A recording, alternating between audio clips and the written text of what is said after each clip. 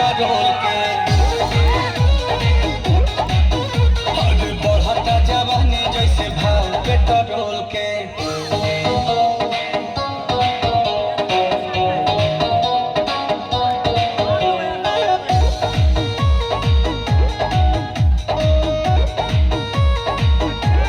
लागे बचता है बड़ी तो हके पताई के बड़ा की बहिन भाई बड़ो महंगाई के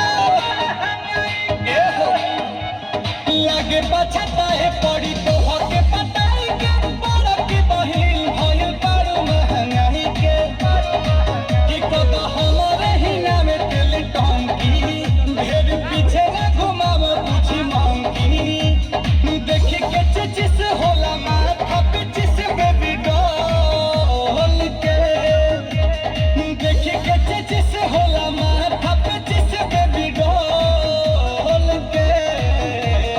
बढ़ता ओए होए होए होए होए बढ़ता जवानी जैसे भाव पेट्रोल के बढ़ता जवानी जैसे भाव पेट्रोल के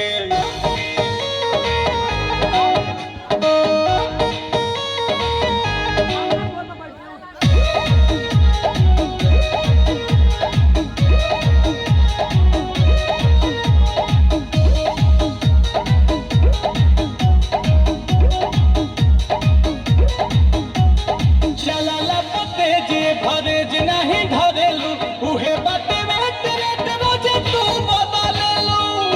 ना पुहे बात आगन छा बढ़ता चलाला पते जे भरेज नहीं धरेलू उहे बाटे वेट रेट रोजे तू बदलेलू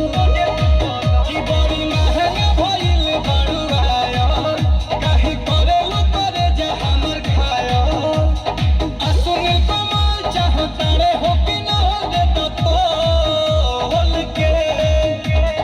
आ सुनील कमाल चाहता रे हो कि ना हो दे तो तोल के बढ़ता ओए होए होए होए होए होए